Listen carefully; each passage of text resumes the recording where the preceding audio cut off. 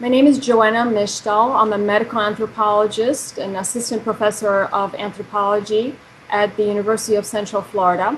My research focuses on reproductive health and rights and policies in the area of post-socialist Eastern Europe, especially Poland, and more recently in Ireland and also at the EU. My vision of myself regarding reproductive health and rights advocacy relates to my position as a medical anthropologist and a feminist. I feel I have an important contribution to make to bring evidence-based information to bear on discussions of reproductive rights and policies. Because my research is qualitative in nature, I'm in a unique position to be able to collect firsthand data with women and doctors. And their experiences and perspectives are highly significant in helping us understand what happened in Poland after the fall of communism and the ban on abortion that took place there in 1993. Later in 2009, the Council of Europe became involved and examined the use of conscientious objection in the 47 nations that belong to the Council of Europe, and found that there were very few legal frameworks that regulated the use of objection across Europe, and found that whatever was there was inconsistent. So the situation looks as though it's easy to overuse or misuse conscientious objection. So this prompted the introduction of a resolution at the level of Council of Europe to try to create some kind of international guidelines or prompt nation states to create their own guidelines to regulate the use of objection. And those were the hearings that I was involved. And in fact, I found that the conscientious objection is used in a systemic way. Referrals for women are rarely offered. So this really shows that there has to be some additional interventions. So my conclusions in my contribution to the hearings and my testimony, my conclusions and my recommendations were that we need international human rights systems to intervene and set some kind of guidelines that define conscientious objection, but also that regulated and monitor the use of objection. Also, I argued that this is important for both doctors and women because providers also need better clarity about their rights and obligations, and women, of course, need the guarantee that they can obtain lawful medical care.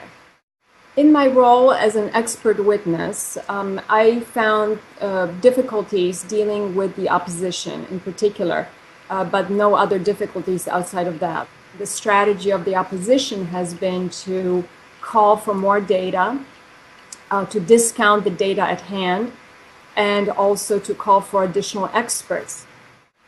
Despite representing different points of view, for me coming from an academic background, a research background, and for other allies, reproductive health advocates such as the legal team or activists involved in NGOs, despite of our different trajectories and backgrounds, there were no tensions between us. And in fact, I benefited greatly from the help of some NGOs as well as some lawyers. In particular, I found it very helpful in my preparation of the testimony to get feedback from Wanda Nowicka, the president of the Polish Federation for Women and Family Planning. She was very helpful because the NGOs, in particular the Federation for Women and Family Planning, deals quite a lot with policymakers, both in Poland and at the European Union, which means that she has a lot of experience in how to convey a point, how to argue convincingly, clearly, but also in an accessible way to a group of policymakers. from the legal side of things, I also got a lot of help from the lawyer for the European section of Center for Reproductive Rights, Christina Zampas, who was actually the one who initially invited me to testify. And she was instrumental in helping me understand not only the procedures of the Council of Europe, but also who were the different players. And in particular, she prepared me very well for dealing with the opposition.